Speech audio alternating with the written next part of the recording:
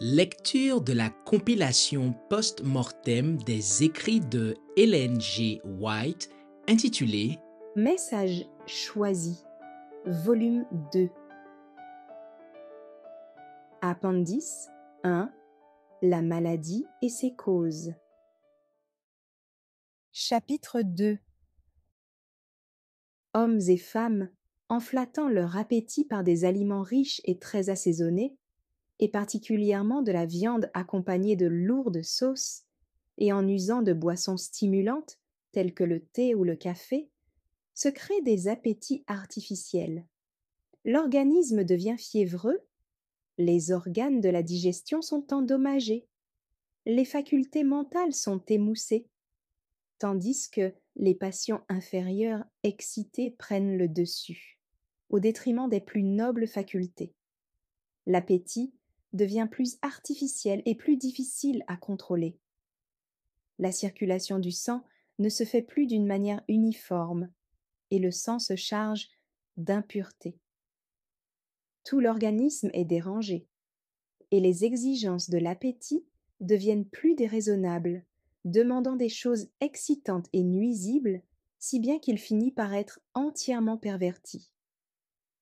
Chez de nombreuses personnes, l'appétit demande cette herbe répugnante, le tabac et la bière, renforcés par des mélanges toxiques qui détruisent la santé. Beaucoup ne s'arrêtent pas là. Leurs appétits avilissent demandent des boissons plus fortes, ce qui contribue à engourdir davantage le cerveau. Ils se livrent ainsi à toutes sortes d'excès, si bien que l'appétit arrive à contrôler complètement les facultés intellectuelles. L'homme, formé à l'image de son Créateur, s'abaisse au-dessous du niveau de la bête. Virilité et honneur sont sacrifiés à l'appétit. La sensibilité de l'esprit ne s'émousse que peu à peu. Cela prend du temps, mais cela arrive infailliblement. On a commencé par flatter l'appétit par des aliments très épicés, ce qui a créé un état morbide et ouvert la voie à toutes sortes d'excès. La santé et l'intelligence ont fini par être sacrifiées à la sensualité. Plusieurs ont contracté mariage sans avoir de biens hérités ou acquis. Ils n'avaient ni force physique ni énergie mentale pour gagner de l'argent. Trop pressés de se marier, ils ont assumé des responsabilités dont ils ne comprenaient pas l'importance. Dénués de sentiments nobles et élevés, sans la moindre idée des devoirs d'un mari et d'un père, ils ne savaient pas ce qu'il en coûte de pourvoir aux besoins d'une famille. Ils n'ont pas fait preuve de sagesse dans l'accroissement de la famille ni dans le maniement de leurs affaires. Ce sont précisément ceux qui n'ont pas le sens du commerce et qui sont le moins préparés à se faire un chemin dans la vie, qui remplissent leur maison d'enfants, qu'ils sont incapables de nourrir et de vêtir convenablement, et d'éduquer au double point de vue physique et mental. Tandis que les hommes capables d'acquérir des biens se contentent généralement du nombre d'enfants qu'ils sont à même d'entretenir.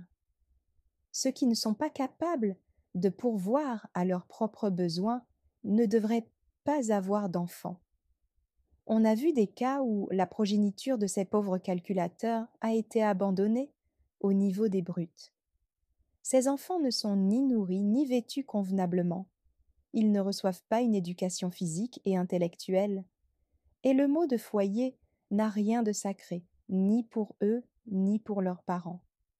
Dans le dessein du ciel, l'institution du mariage devait être une source de bénédiction pour l'humanité. En général, on en a abusé au point d'en faire une redoutable malédiction. La plupart des hommes et des femmes, au moment de contracter mariage, ont pensé que l'unique question était de savoir s'ils s'aimaient. Ils devraient savoir que le mariage entraîne d'autres responsabilités. Ils devraient se demander si leur progéniture jouira d'une bonne santé et sera forte mentalement et moralement.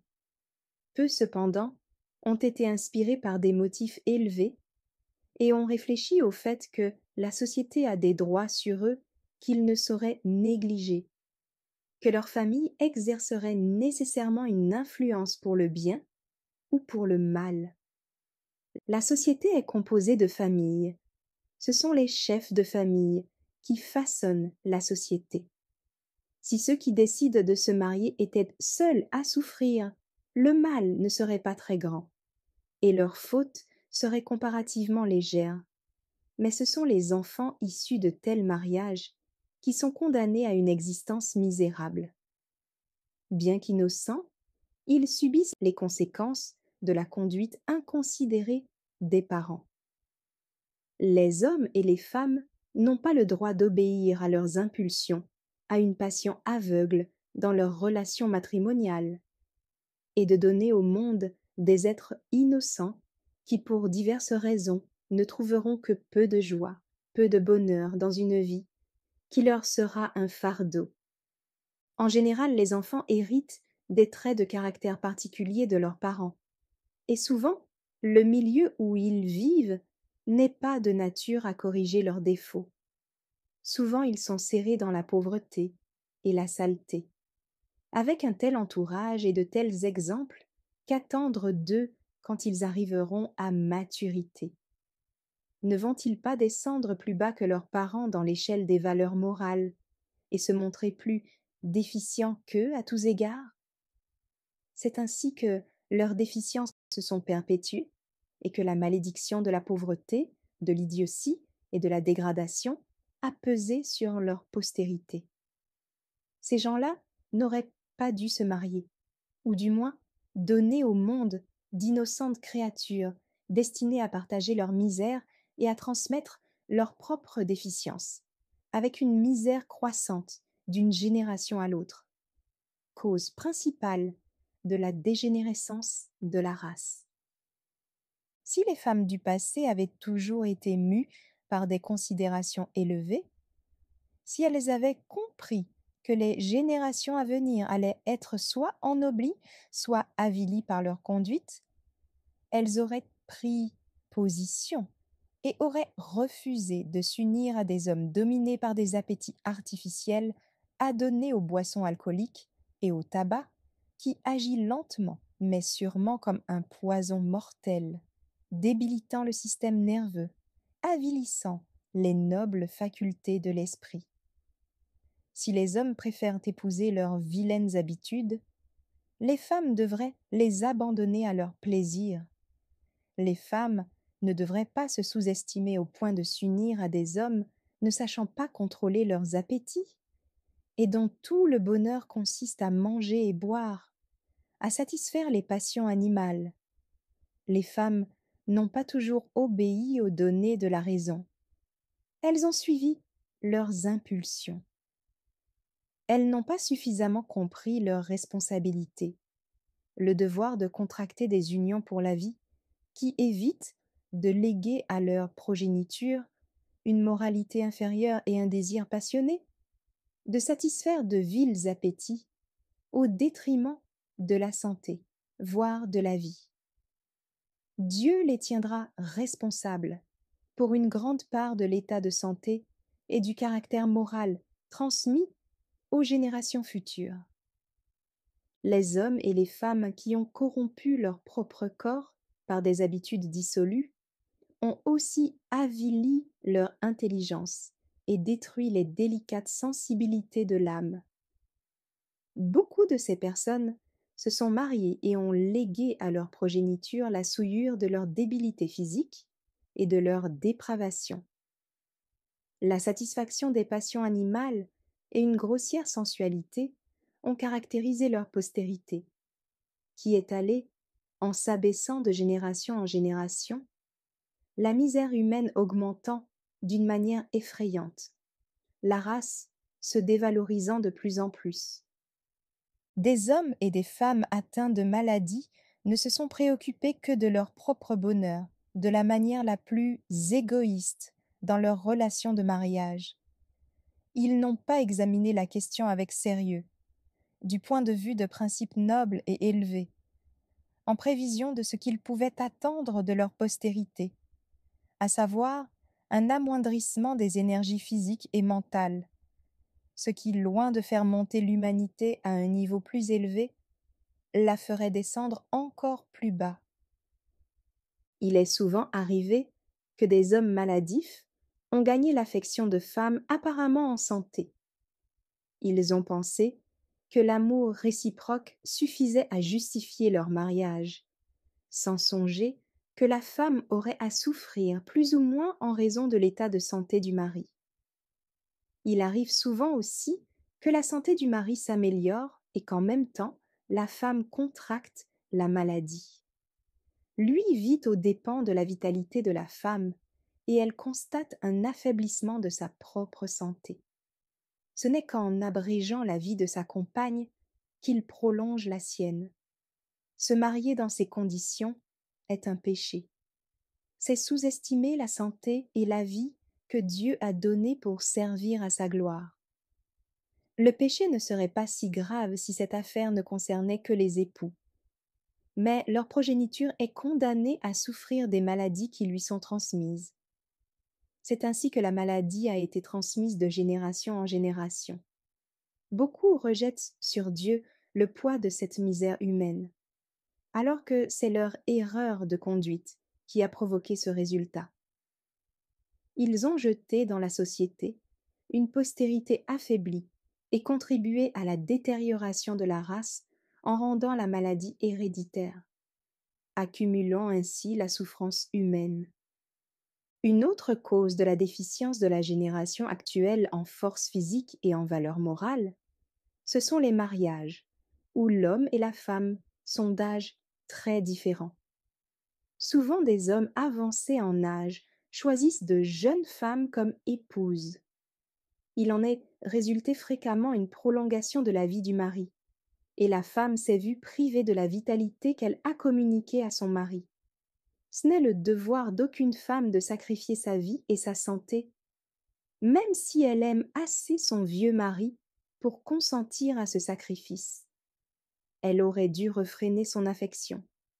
Elle ne devrait pas penser uniquement à son propre intérêt. Elle devrait se demander quelle serait la condition des enfants qui pourraient naître de cette union.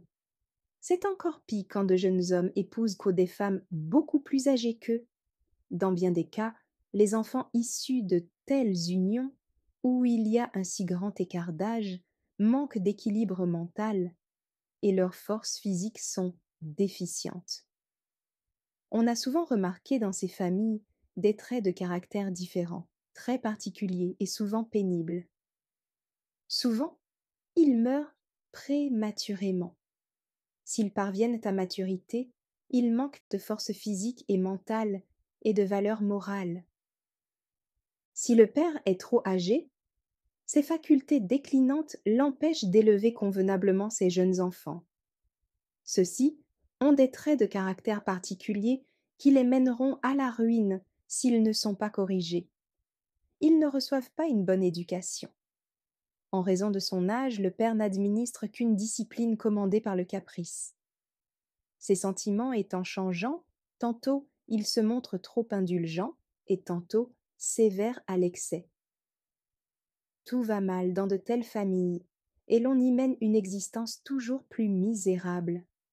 C'est ainsi qu'ont été jetés dans le monde des êtres qui constituent un fardeau pour la société. Les parents sont grandement responsables du caractère qui se forme chez leurs enfants et qui se transmet de génération en génération. Ceux qui accroissent le nombre de leurs enfants, alors que, s'ils consultaient la raison, ils devraient prévoir qu'ils leur laisseront un héritage de débilité physique et mentale, transgressent les 6 derniers préceptes de la loi divine, où sont prescrits les devoirs de l'homme envers son semblable. Ils contribuent à augmenter la dégénérescence de la race. Ils enfoncent la société plus bas et font tort au prochain. Si Dieu se soucie ainsi des droits du prochain, ne doit-il pas s'occuper des rapports plus intimes et plus sacrés? S'il est vrai que pas un passereau ne tombe sans qu'il en prenne note, va-t-il oublier les enfants qui naissent malades de corps et d'esprit, condamnés à souffrir plus ou moins toute la vie? ne demandera-t-il pas compte aux parents qu'il a doués de facultés de raisonnement, d'avoir rejeté à l'arrière-plan ces nobles facultés et de s'être fait les esclaves de passions qui obligent les générations futures à subir les marques de leur déficience physique, mentale et morale? Sans tenir compte des souffrances qu'ils imposent à leurs enfants, la pauvreté est la seule chose qu'ils puissent laisser à ce pitoyable troupeau. Ils sont incapables de leur assurer une éducation dont ils ne voient pas, d'ailleurs, la nécessité. Et même s'ils le voulaient, ils ne trouveraient pas le temps pour les former, les instruire, et diminuer ainsi, autant que possible, le triste héritage qu'ils leur transmettent. Les parents ne devraient augmenter le nombre de leurs enfants qu'autant qu'ils sont en mesure de s'occuper d'eux et de les éduquer. Un nouvel enfant chaque année dans les bras d'une mère, c'est une injustice qui lui est faite. Cela amoindrit et souvent détruit la jouissance sociale et accroît la misère domestique. Les enfants se voient privés des soins, de l'éducation et du bonheur que leurs parents devraient sentir le devoir de leur procurer. Le mari viole ses engagements de mariage et les devoirs qui lui sont enjoints par la parole de Dieu quand, insouciant de la santé et du bonheur de sa femme, il lui impose de nombreuses maternités. Marie, aimez vos femmes, comme Christ a aimé l'Église et s'est livré lui-même pour elle. C'est ainsi que les maris doivent aimer leur femme comme leur propre corps. Celui qui aime sa femme s'aime lui-même, car jamais personne n'a haï sa propre chair, mais il la nourrit et en prend soin, comme Christ le fait pour l'Église. Éphésiens 5, versets 25, 28, 29. Nous constatons que cette injonction est presque complètement négligée, même par des chrétiens de profession. Où que vous promeniez vos regards, vous apercevez des femmes pâles, maladives, accablées de soucis, abattues, déçues, découragées. Elles sont souvent surmenées, épuisées par de trop fréquentes maternités. Le monde est plein d'êtres humains qui sont des non-valeurs pour la société. Plusieurs sont déficients au point de vue intellectuel, et ceux qui possèdent des talents naturels ne les emploient pas d'une manière utile. Ils manquent de culture pour une bonne raison. Les enfants se sont multipliés plus vite qu'on ne pouvait s'occuper d'eux. On les a laissés pousser comme des brutes. À notre époque, les enfants souffrent plus ou moins avec leurs parents, parce que les lois de la santé ont été violées. La manière dont on les traite, à partir de leur enfance, est en désaccord avec les lois de leur être. On les a contraints à subir un misérable héritage de maladies et de débilité avant même leur naissance, à cause des mauvaises habitudes de leurs parents, et ils en souffriront plus ou moins toute leur vie. Cet état de choses va en empirant parce que les parents continuent à suivre de mauvaises méthodes d'éducation physique pour leurs enfants en bas âge.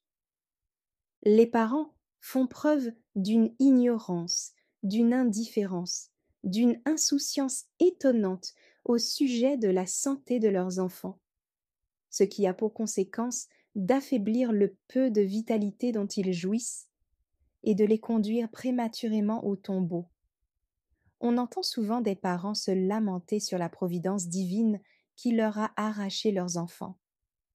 Notre Père céleste est trop sage pour se tromper et trop bon pour nous faire du mal. Il n'a aucun plaisir à voir souffrir ses créatures. Des milliers ont été ruinés pour la vie parce que leurs parents ne se sont pas conformés aux lois de la santé.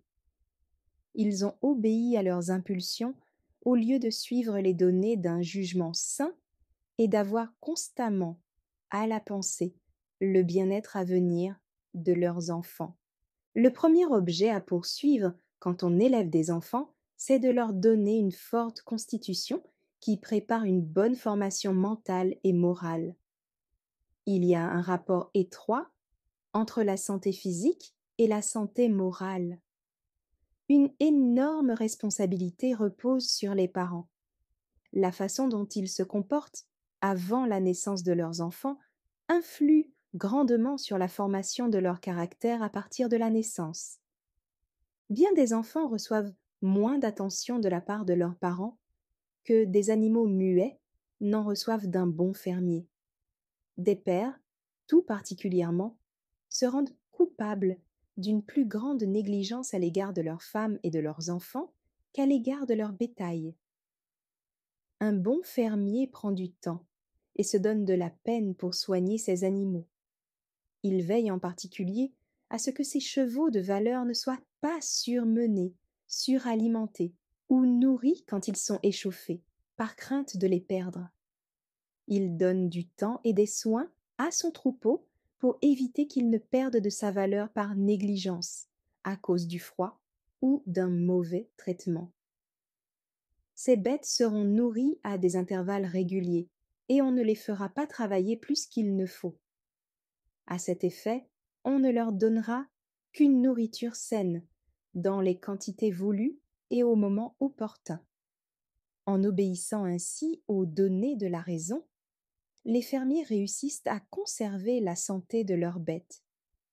Si chaque père se souciait davantage de sa femme et de ses enfants que de son bétail, d'autant que leurs vies sont plus précieuses que celles d'animaux muets, une réforme totale s'accomplirait dans chaque famille et la misère humaine en serait diminuée. Les parents devraient avoir grand soin de se procurer pour eux-mêmes et pour leurs enfants la nourriture la plus saine. En aucun cas, ils ne devraient placer devant leurs enfants des aliments qu'ils savent n'être pas propres à la santé, qui échauffent l'organisme et troublent la digestion.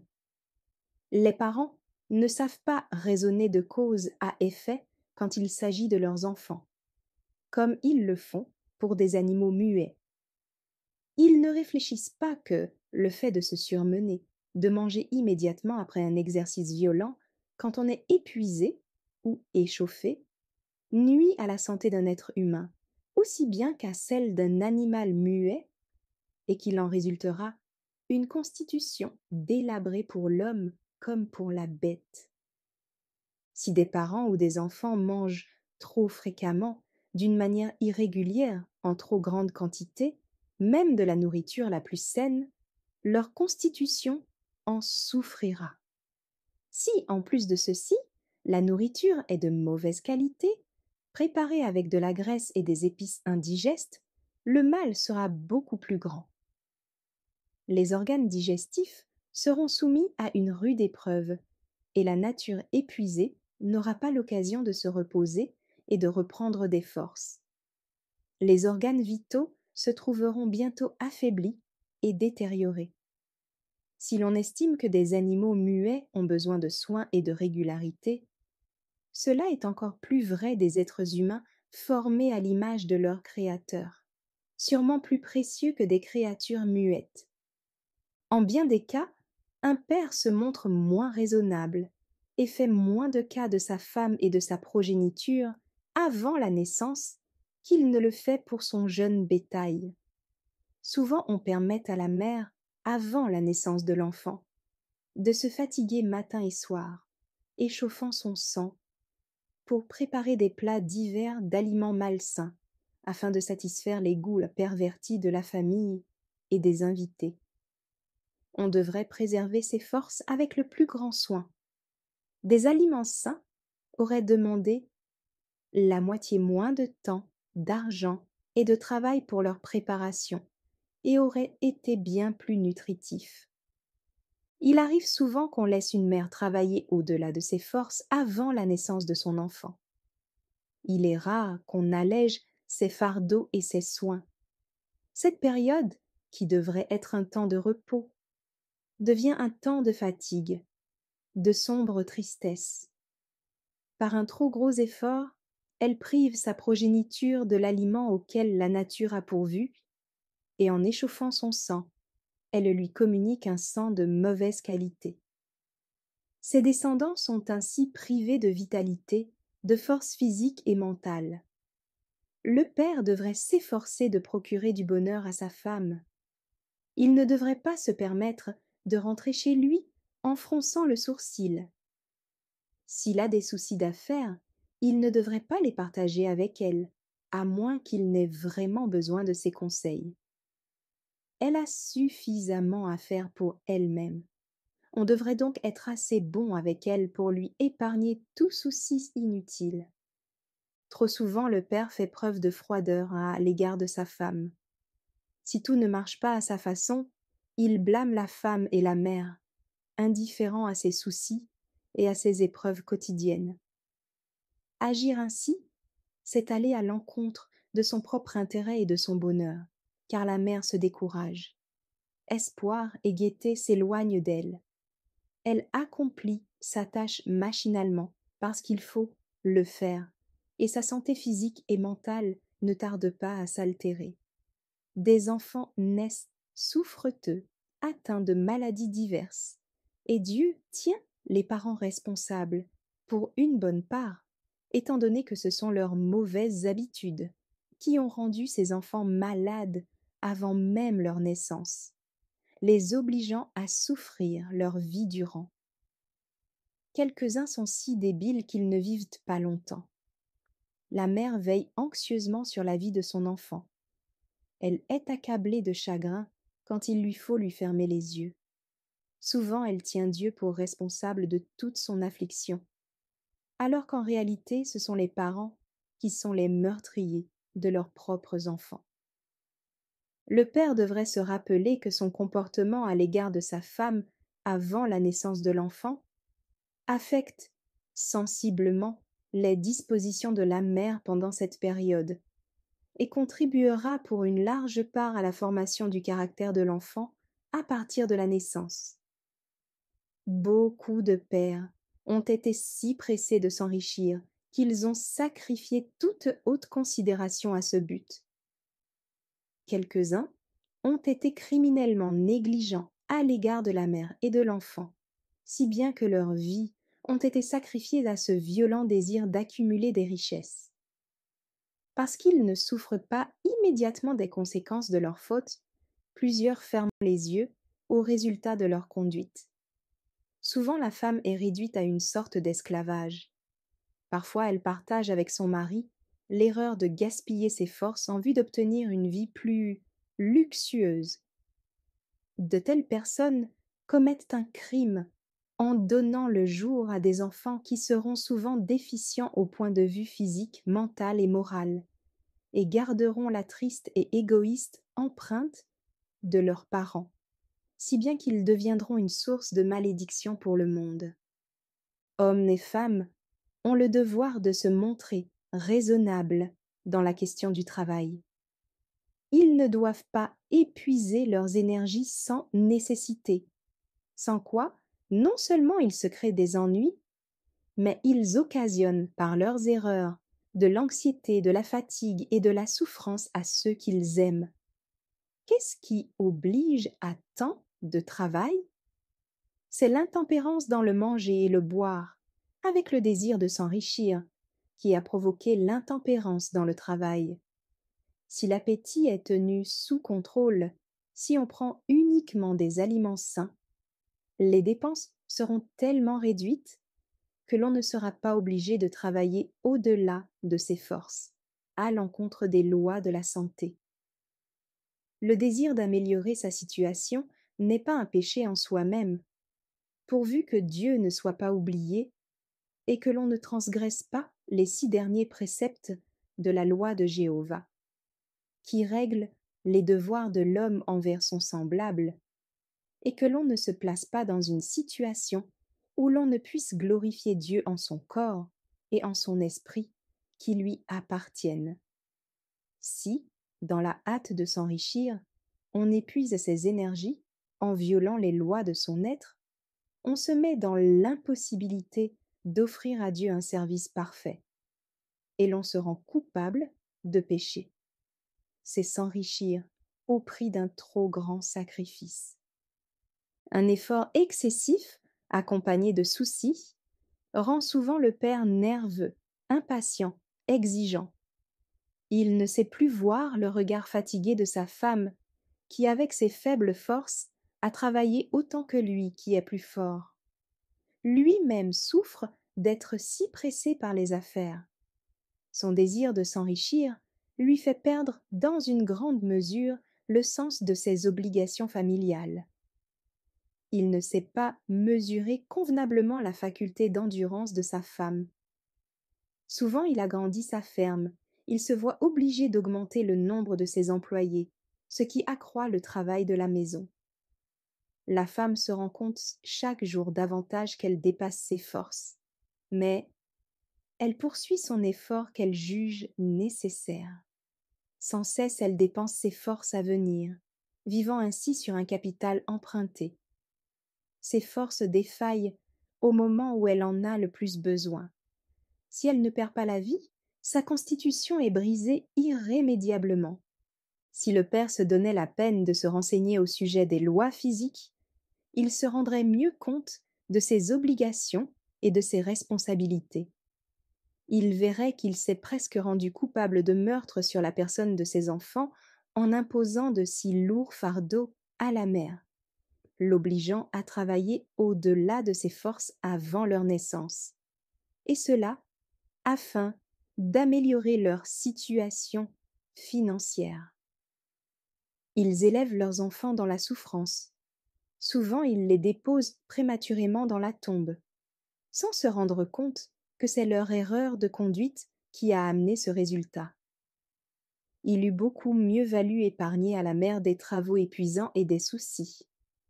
Les enfants eussent hérité d'une constitution saine, qui leur eût permis de se frayer un chemin à travers la vie par leurs propres moyens, sans dépendre de leurs parents.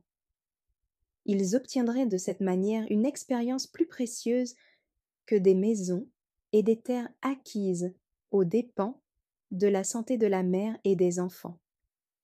Certains hommes trouvent tout naturel de se montrer moroses, égoïstes, exigeants et despotiques. Ils n'ont jamais appris à se dominer, et ils ne voudront pas contenir leurs sentiments déraisonnables, quoi qu'il en coûte. Ces hommes devront payer leurs fautes. Ils verront leurs compagnes maladives, découragées, et les enfants marqués par les traits désagréables de leur propre caractère. Deux conjoints ont le devoir d'éviter, avec le plus grand soin, de se blesser mutuellement. Ils devraient veiller sur chaque regard, éviter tout mouvement d'impatience et de colère. Ils devraient s'efforcer de se rendre heureux mutuellement par de petites attentions, comme par de plus grandes, manifestant de la tendresse et se montrant reconnaissants pour tout acte de gentillesse et de courtoisie. Ces petites choses ne doivent pas être négligées. Elles sont tout aussi importantes au bonheur du mari et de la femme que la nourriture pour soutenir les forces physiques. Le père devrait encourager sa femme, mère de ses enfants, à compter sur sa profonde affection.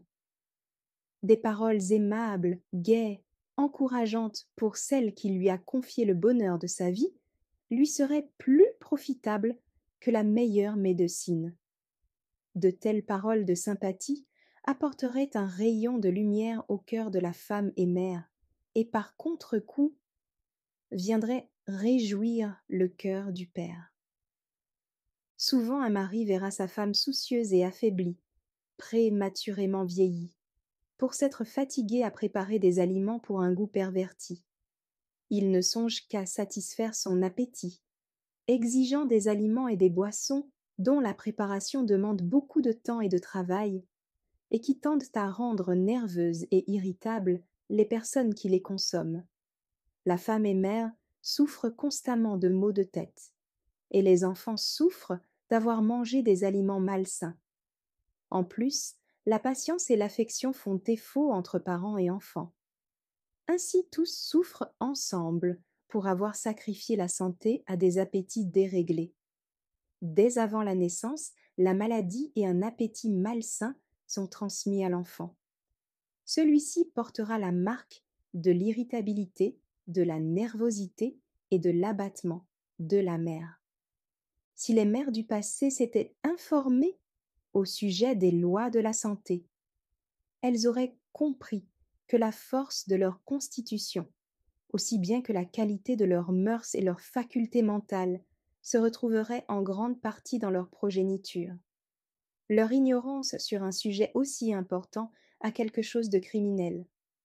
Bien des femmes ne devraient jamais devenir mères. Elles ont un sang plein de scrofules, transmises par leurs parents et augmentées par une manière de vivre insensée.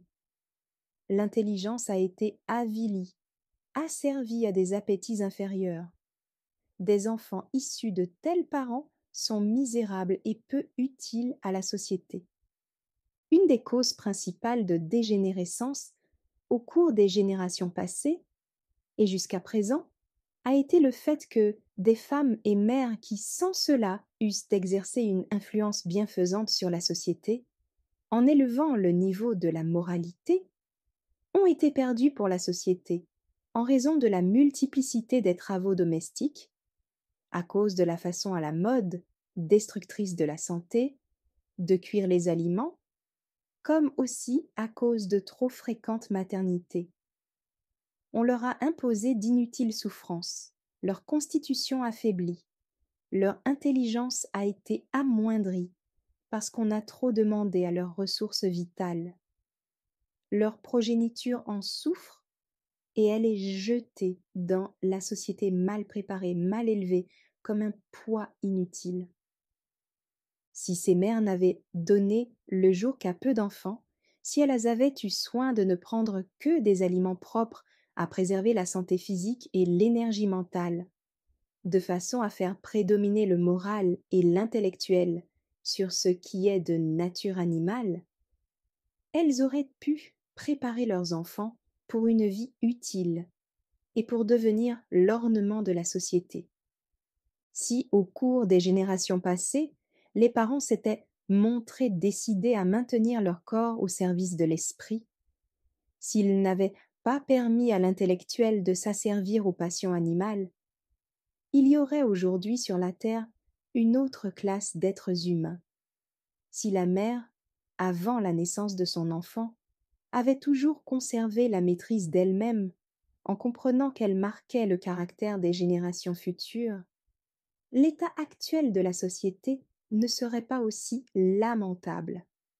Chaque femme sur le point de devenir mère, quel que soit son entourage, devrait constamment favoriser une disposition heureuse, gaie, contente, sachant que tous ses efforts dans ce domaine seront récompensés 10 fois par l'état physique et moral de sa progéniture. Il y a plus. Elle peut s'accoutumer à cultiver des pensées gaies et favoriser ainsi un heureux état d'esprit. Sa famille et son entourage bénéficieraient de son bonheur communicatif. Sa santé physique en serait grandement améliorée. Une nouvelle force viendrait animer les sources de la vie. La circulation du sang serait activée, ce qui ne serait pas le cas si le découragement et la tristesse régnaient. Le bon entrain de l'esprit contribuerait à entretenir la santé mentale et morale. La volonté est capable de résister aux impressions de l'esprit et peut calmer les nerfs. Les enfants privés de la vitalité, qu'ils auraient dû hériter de leurs parents, ont besoin des soins les plus vigilants. On peut améliorer sensiblement leurs conditions en prêtant beaucoup d'attention aux lois de leur être. Il y a une période critique, celle où la mère allaite son enfant. On a permis à des mères qui nourrissaient leur enfant de se surmener, d'échauffer leur sang par des travaux de cuisine, et le nourrisson a été sérieusement affecté. Son sang a été empoisonné par le régime malsain de la mère, dont tout l'organisme a été enfiévré. L'enfant recevant à son tour un aliment enfiévré du sein de sa mère. L'enfant est aussi influencé par l'état d'esprit de la mère. Si elle est malheureuse, facilement agitée, irritable, se livrant à des excès de colère, l'enfant recevra de sa mère un aliment enflammé qui souvent entraînera des coliques, des spasmes, parfois même des convulsions et des attaques. Le caractère de l'enfant est également affecté par la qualité de la nourriture qu'il reçoit de sa mère. Combien il importe, par conséquent, que la mère, pendant qu'elle allaite, maintienne un état d'esprit joyeux et garde une parfaite maîtrise d'elle-même. Ainsi, rien ne nuit à l'aliment de l'enfant, et la façon calme et posée dont la mère traite l'enfant exerce une grande influence dans la formation de celui-ci. Si l'enfant se montre nerveux et facilement agité, les mouvements tranquilles et bien calculés de la mère auront une influence adoucissante qui améliorera sensiblement la santé de l'enfant. On a fait beaucoup de tort à certains enfants par la manière dont on a agi à leur égard. Quand ils se montrent agités, on a l'habitude de les nourrir, alors que, le plus souvent, c'est pour avoir trop mangé qu'ils sont agités, et surtout pour avoir reçu un aliment rendu nocif par les mauvaises habitudes de la mère. Davantage de nourriture ne fait qu'empirer la situation, l'estomac étant déjà surchargé. En général, on apprend à l'enfant dès le berceau à satisfaire son appétit, comme s'il devait vivre pour manger. La mère a beaucoup à dire dans la formation du caractère du petit enfant.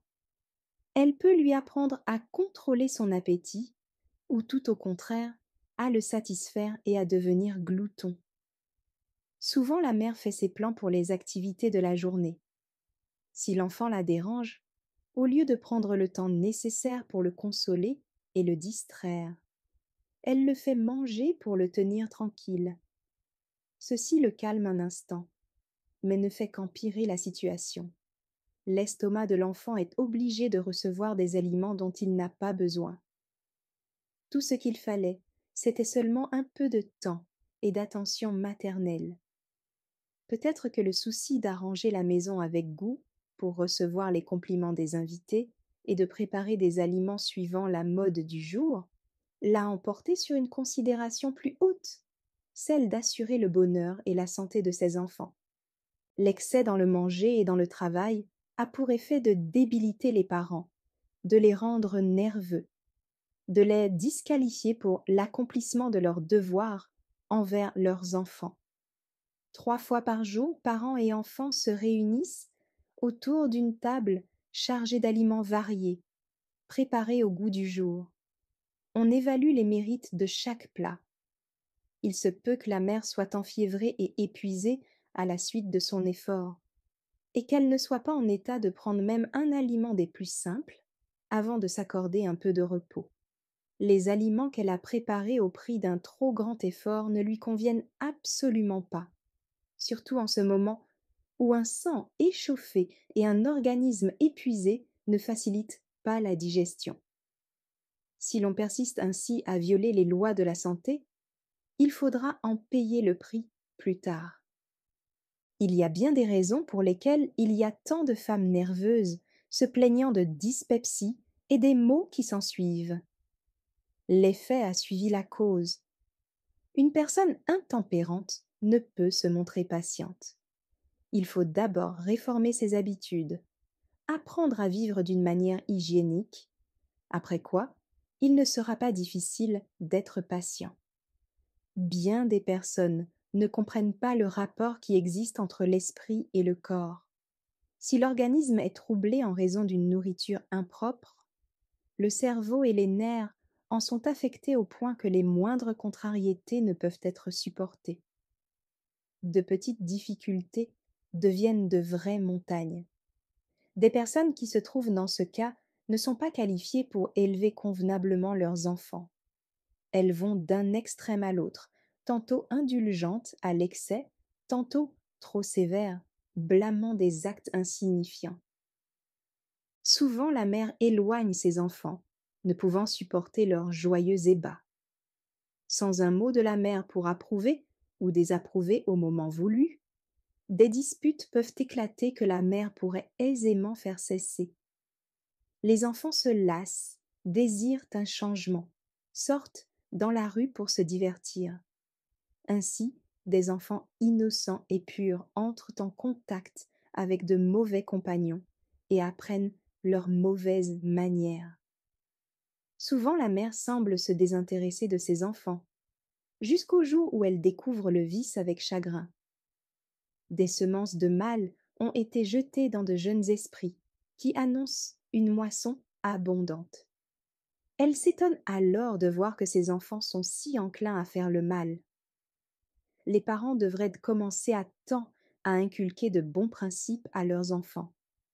La mère devrait se tenir le plus possible près de ses enfants et déposer de précieuses semences dans leur cœur. Le temps de la mère appartient tout spécialement à ses enfants. Ils y ont droit plus que toute autre personne. En bien des cas, les mères ont négligé de corriger leurs enfants, parce que cela leur aurait pris un temps qu'elles pensaient devoir employer à la cuisine ou à confectionner des vêtements, soit pour elles-mêmes, soit pour leurs enfants, en accord avec la mode, ce qui encourage leur petite vanité. Pour que les enfants turbulents restent tranquilles, on leur donne des gâteaux, des bonbons, presque à chaque heure du jour, si bien que leurs estomacs sont encombrés de choses nuisibles à des périodes irrégulières. Leur visage pâle atteste le fait que leurs mères font de leur mieux pour détruire ce qui reste de force vive à ces pauvres enfants. Les organes digestifs constamment mis à réquisition n'ont aucun moment de repos. Le foie demeure inactif, le sang impur, les enfants sont maladifs, irritables, souffrant réellement à cause de leur intempérance, incapables d'exercer la patience. Les parents s'étonnent de ce que les enfants sont plus difficiles à diriger qu'ils ne l'avaient été eux-mêmes au même âge, oubliant que c'est leur traitement criminel qui en est la cause, la plupart du temps. Les aliments qu'ils placent sur la table et qu'ils invitent leurs enfants à manger sont de nature à exciter constamment les passions animales et à affaiblir les facultés intellectuelles et morales. Bien des enfants deviennent de pauvres dyspeptiques dès leur jeune âge par la faute des parents. Ceux-ci auront à rendre compte à Dieu pour avoir agi ainsi à l'égard de leurs enfants. Bien des parents n'enseignent pas à leurs enfants à se maîtriser. Ils contentent l'appétit de ces enfants et leur donnent l'habitude dès l'enfance de manger et boire selon leurs caprices. Ils garderont ces habitudes pendant leur jeunesse, leurs désirs n'ayant pas été refrénés. À mesure qu'ils avanceront en âge, non seulement ils persisteront dans leurs habitudes d'intempérance, mais ils se livreront à de plus grands excès. Ils préféreront s'associer à des camarades corrompus. Ils n'accepteront aucune contrainte de la part des parents. Ils donneront libre cours à leurs mauvaises passions, sans égard pour la pureté ou la vertu. C'est pour cette raison qu'il y a si peu de pureté et de valeur morale chez les jeunes d'aujourd'hui, et c'est pour la même raison que des adultes se sentent si peu obligés d'obéir à la loi de Dieu. Certains parents ne savent pas se dominer. Ils ne savent pas refréner leurs appétits morbides ni leur tempérament passionné. Aussi sont-ils incapables d'enseigner à leurs enfants à ne pas contenter leur appétit et à exercer la maîtrise de soi-même. Bien des mères ne trouvent pas le temps d'instruire leurs enfants. Pour se débarrasser de leur présence et ne plus être dérangées par le bruit, elles les envoient à l'école. La salle de classe n'est pas le meilleur endroit pour des enfants ayant hérité une faible constitution. Souvent les salles de classe ont été construites avec peu de dépenses, sans égard à la santé. La ventilation ne peut s'y faire sans exposer les enfants à de sérieux refroidissements. Les sièges ne sont pas souvent commodes et confortables, permettant aux enfants de maintenir une posture qui favorise l'action des poumons et du cœur. De jeunes enfants peuvent grandir et prendre des formes normales si on leur assure des exercices convenables et une position du corps rationnelle. La santé et même la vie d'un jeune enfant sont mises en danger si de 3 à 5 heures par jour, il doit rester assis dans une salle d'école sur des bancs incommodes, respirant un air rendu impur par la présence de nombreux enfants. Ses faibles poumons sont affectés et le cerveau dont dérive l'énergie de tout l'organisme s'affaiblit parce qu'on l'oblige à travailler avant qu'il ait acquis assez de force pour supporter la fatigue. C'est sûrement dans la salle d'école que diverses maladies ont pris leur départ. Le cerveau en particulier, cet organe délicat entre tous, a été souvent endommagé pour toujours par un trop grand exercice.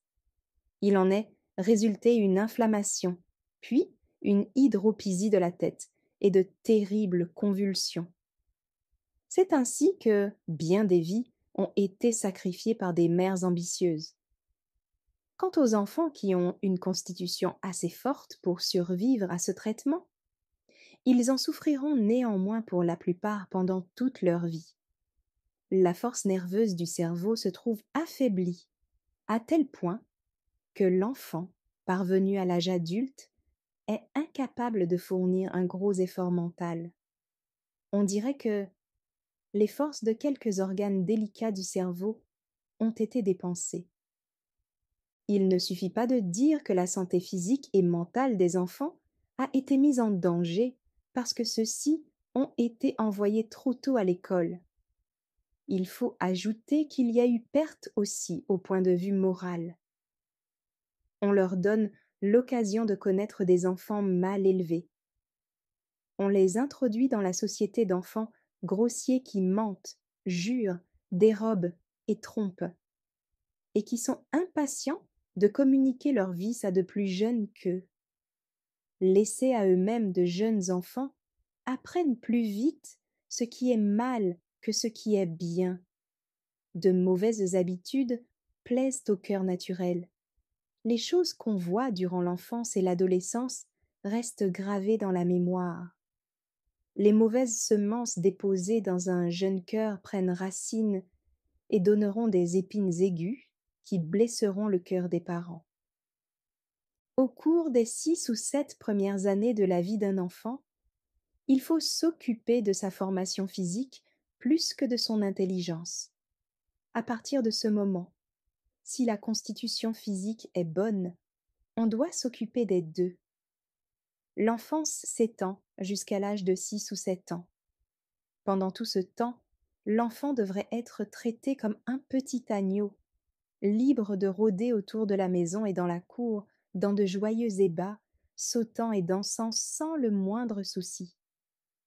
Ces esprits enfantins ne devraient avoir d'autres instructeurs que les parents, la mère en particulier. L'instruction ne devrait pas être livresque.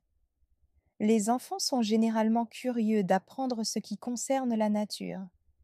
Ils posent des questions au sujet de ce qu'ils voient et entendent, et les parents devraient profiter de l'occasion pour les instruire en répondant patiemment à leurs petites questions.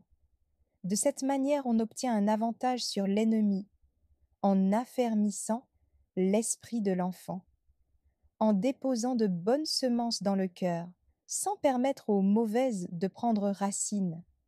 Ce dont l'enfant a besoin pour la formation de son caractère, à cet âge tendre, ce sont les instructions affectueuses de la mère. La première chose que l'enfant doit apprendre, c'est de renoncer à son appétit. Les mères ont le devoir de donner à l'enfant ce qui lui est nécessaire, de manière à calmer et distraire son esprit, plutôt que de lui donner des aliments, ce qui lui ferait croire que manger est un remède à tous les maux de la vie. Si les parents voulaient vivre d'une manière saine en se contentant d'un régime simple, bien des dépenses seraient évitées. Le père ne serait pas obligé de travailler au-delà de ses forces en vue de pourvoir aux besoins de la famille. Un régime sain et nutritif n'aurait pas pour effet d'exciter le système nerveux et les passions animales, et de provoquer du mécontentement et de l'irritabilité. S'il n'avait pris que des aliments simples, il aurait gardé une tête claire, des nerfs solides, un estomac en bonne condition, un organisme sain, sans perte d'appétit. Ainsi, la génération actuelle serait en bien meilleures conditions. Encore à présent, à cette période tardive, quelque chose peut être fait pour améliorer notre condition. La tempérance en toute chose est nécessaire. Un père tempérant ne va pas se plaindre d'un manque de variété sur sa table. Une vie saine améliorera la condition de la famille de toute manière et permettra à la femme et mère de se consacrer à ses enfants. La grande préoccupation des parents devrait être de préparer leurs enfants à une vie utile en ce monde et dans l'au-delà. Ils se contenteront de voir leurs enfants dans des vêtements propres, simples, confortables, sans broderie et ornements. Ils feront en sorte que leurs enfants possèdent la parure intérieure, l'ornement d'un esprit doux et paisible, qui est d'un grand prix devant Dieu. Avant de quitter le foyer pour se rendre au travail, un père chrétien rassemblera autour de lui les membres de sa famille et à genoux, devant Dieu, il les confiera au suprême berger. Ainsi il pourra se rendre au travail accompagné de la bénédiction et de l'amour de sa femme, de l'affection de ses enfants, ce qui égaiera ses heures de travail. Consciente de son devoir, la mère comprendra ses obligations envers ses enfants en l'absence du père. Elle se sentira vivre pour son mari et ses enfants, en élevant ses enfants comme il faut, en leur donnant des habitudes de tempérance et de maîtrise de soi, en leur enseignant leurs devoirs envers Dieu. Elle les prépare à être utiles dans le monde, à élever le niveau moral de la société, à observer respectueusement la loi de Dieu. Avec beaucoup de patience et de persévérance, une mère pieuse instruira ses enfants ligne après ligne, précepte sur précepte, non pas avec dureté et avec une autorité despotique, mais avec amour et tendresse, de manière à gagner leur cœur. Ils estimeront ses leçons affectueuses et prêteront une oreille attentive à ses paroles d'instruction. Au lieu d'éloigner ses enfants de sa présence pour n'être pas dérangés par le bruit et par leurs demandes incessantes, elle comprendra que le meilleur emploi de son temps consiste à calmer et distraire leurs esprits agités par quelque amusement ou par quelque emploi facile qui les rendra heureux. La mère sera largement récompensée si elle se donne la peine d'imaginer quelque amusement pour ses enfants. Les jeunes enfants aiment la compagnie. D'une manière générale, ils n'aiment pas se sentir seuls. La mère devrait penser que la plupart du temps, la place de ses enfants, c'est la pièce qu'elle occupe. Cela lui permet de les surveiller et d'apaiser leurs querelles quand ils le désirent, comme aussi de corriger de mauvaises habitudes, de réprimer des manifestations d'égoïsme ou de passion et de donner une bonne orientation à leur esprit. Les enfants s'imaginent que ce qui leur plaît doit aussi plaire à leur mère, et ils trouvent tout naturel de la consulter au sujet de ce qui les préoccupe. La mère ne devrait pas blesser le cœur d'un enfant sensible en traitant la chose avec indifférence ou en refusant de s'occuper d'une bagatelle. Ce qui paraît peu de choses à la mère est une grande chose pour eux. Un petit conseil, un avertissement donné en temps opportun sera souvent très utile. Un regard approbateur, un mot d'encouragement ou de louange apportera souvent un rayon de lumière dans ces jeunes cœurs, pour toute la journée. La première instruction que l'enfant doit recevoir de sa mère concerne la santé physique. On ne doit accorder aux enfants qu'une alimentation simple, de nature à mieux préserver leur santé. Et cette nourriture ne devrait être consommée qu'à des heures régulières, pas plus de 3 fois par jour et 2 de préférence. Si les enfants sont soumis à une bonne discipline, ils auront vite appris qu'il ne suffit pas de pleurer ou de s'agiter pour obtenir quelque chose. Une mère sensée qui élève ses enfants ne se préoccupe pas tellement de leur confort présent, mais surtout de leur bonheur futur. À cet effet, elle leur apprendra à refréner leur appétit, à faire preuve de renoncement, à manger, boire et se vêtir en rapport avec la santé. Une famille bien disciplinée, qui aime Dieu et lui obéit, sera gaie et heureuse. Au retour de son travail, le père n'apporte pas à la maison ses soucis. Son foyer, sa famille sont trop sacrés pour qu'ils compromettent leur bonheur par de malheureux sujets d'anxiété. En quittant sa demeure, il n'avait pas laissé derrière lui son Sauveur et sa religion. Il lui avait tenu compagnie. La douce influence du foyer, la bénédiction de sa femme, l'affection de ses enfants ont allégé son fardeau. Aussi revient-il le cœur en paix pour apporter des paroles d'encouragement à sa femme et à ses enfants qui l'attendent pour lui souhaiter une joyeuse bienvenue. Et tandis qu'il s'agenouille avec les siens à l'autel de la prière pour offrir à Dieu l'expression de sa gratitude, de ce qu'il l'a gardé, lui et ses bien-aimés, pendant la journée, des anges de Dieu se penchent sur eux et emportent au ciel les ferventes prières, tel un encens agréable, qui en retour apporteront une bénédiction à ses parents craignant Dieu. Les parents devraient faire comprendre à leurs enfants qu'il y a péché à ne consulter que son goût, au détriment de l'estomac. Ils doivent comprendre qu'en violant les lois de leur être, ils pêchent contre leur Créateur. Des enfants ainsi éduqués seront faciles à diriger. Ils ne seront pas affligés d'un tempérament irritable et changeant et seront en état de jouir de la vie. De tels enfants arriveront vite à bien comprendre leurs obligations morales.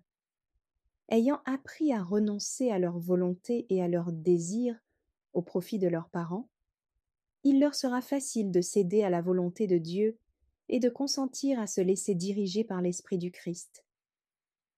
Pourquoi tant de personnes qui se disent chrétiennes ont-elles de nombreuses difficultés qui constituent un fardeau pour l'Église? C'est parce qu'elles n'ont pas été bien élevées dans leur jeune âge, de sorte que leur caractère s'est formé tout seul. Leurs mauvaises habitudes, leurs dispositions regrettables n'ont pas été corrigées. Toute leur expérience religieuse subit les conséquences de cette malformation. Elles n'ont pas appris à obéir. Elles sont restées indisciplinées tout en grandissant, et maintenant, dans leur expérience religieuse, il leur est difficile de se soumettre à la pure discipline enseignée par la parole de Dieu. Les parents devraient donc être conscients de la responsabilité qui repose sur eux de préparer leurs enfants en vue de cette expérience religieuse. Ceux qui voient dans le mariage une ordonnance sacrée établie par Dieu et protégée par son saint commandement se laisseront diriger par la raison. Ils réfléchiront sérieusement à chacun des privilèges que leur confère le mariage. Ils verront dans leurs enfants de précieux joyaux que Dieu leur a confié à charge de polir une surface rude par la discipline, afin qu'elle brille. Ils se sentiront placés sous une obligation solennelle, former ces caractères de façon qu'ils réussissent dans la vie, qu'ils fassent bénéficier d'autres personnes de leur lumière, qu'à leur départ, ils laissent un monde meilleur que celui qu'ils avaient trouvé, et qu'enfin ils soient qualifiés pour la vie supérieure, dans un monde meilleur, pour resplendir en la présence de Dieu et de l'agneau, pour toujours. How to Live 112. Merci d'avoir écouté cette lecture. Si vous avez des questions ou des remarques sur le thème abordé, n'hésitez pas à les partager dans les commentaires et notre équipe ne manquera pas de les considérer. À bientôt sur lereste.org.